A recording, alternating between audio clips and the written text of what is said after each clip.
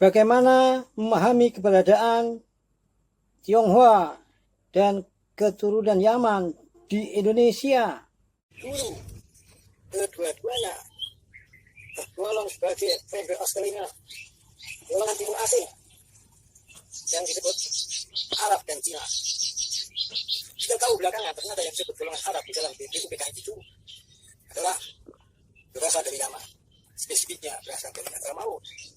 Belanda membagi penduduk di sini dalam 3 golongan, yaitu golongan Eropa sebagai kelas 1, golongan timur asing termasuk Arab dan Cina sebagai kelas 2, dan kaum kulit putih atau kulit putih golongan kelas 3.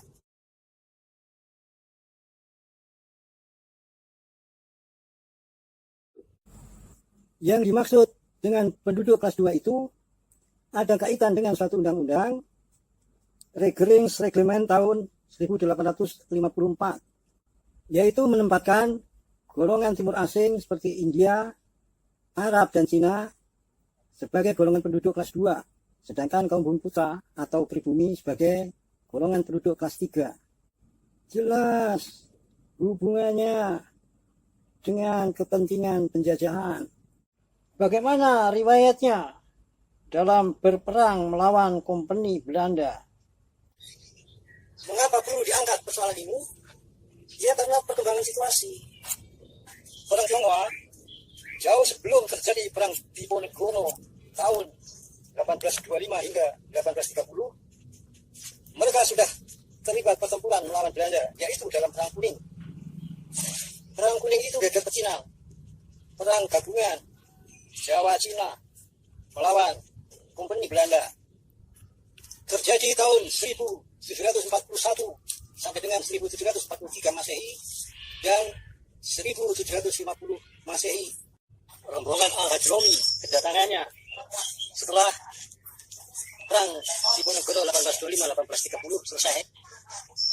Rombongan bergelombang berlangsung hingga awal abad ke-20. Tidak memiliki riwayat berperang melawan Belanda. Lebih jelas dan rinci, silahkan disimak keterangan KRAT Fakih Wirahadiningrat berikut ini.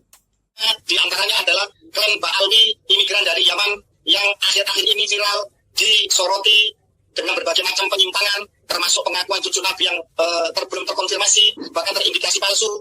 Mereka juga rasis, mereka juga membelokkan sejarah Nusantara, mereka juga memasukkan banyak makam-makam, dan kini mereka mencoba untuk mencaplok para pahlawan bangsa, diakui sebagai bagian dari mereka.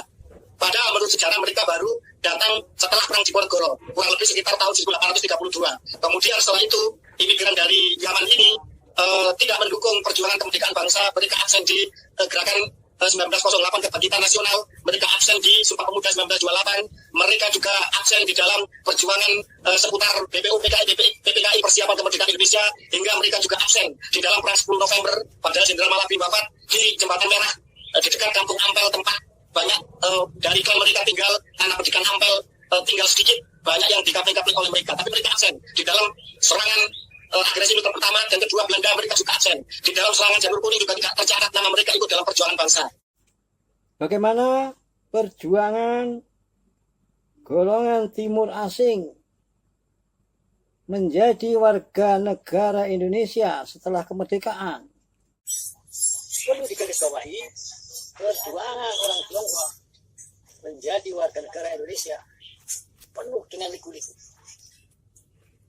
Pada waktu itu adanya orang asing menimbulkan kerumitan. Di antara mereka ada yang pro NSC, ada yang pro Taiwan, padahal ada yang berkomitmen dengan Republik Indonesia. Yang pro NSC pulang Tiongkok, yang pro Taiwan tak bisa mana-mana. Mereka yang pro Taiwan itu distinct status tanpa kewarganegaraan. Betapa banyak anak-anaknya yang niscaya mengalami hal tidak mengenakan. Pernah ada atlet mewakili Indonesia dalam kejuaraan tingkat dunia, tetapi tidak punya kewarganegaraan. Bayangkan, pernah ada atlet tingkat dunia mewakili Indonesia, tapi pada waktu itu tidak memiliki kewarganegaraan. Atlet dunia tentu bisa mendapatkan dukungan dengan relatif tak bermasalah. Tetapi bagaimana dengan orang-orang biasa? Kemungkinan besar banyak masalah kemanusiaan yang harus dideritanya. Bersyukurlah pada saat ini semua sudah baik-baik saja. Tetapi riwayat itu penting sebagai pengingat bagi siapa saja. Selama puluhan tahun, sorotan sangat tajam diarahkan pada kaum Tionghoa. Rasa dirinya sebagai golongan yang lebih tinggi daripada kaum pribumi memang harus dihancurkan. Kemudian dicanangkan program asimilasi atau pembauran. Mayoritas berganti nama, dan di Pulau Jawa bahkan banyak yang mengidentifikasi diri sebagai orang Jawa ataupun orang Sunda.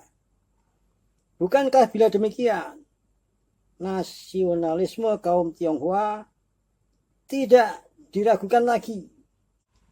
Bagaimana dengan peranakan Yaman?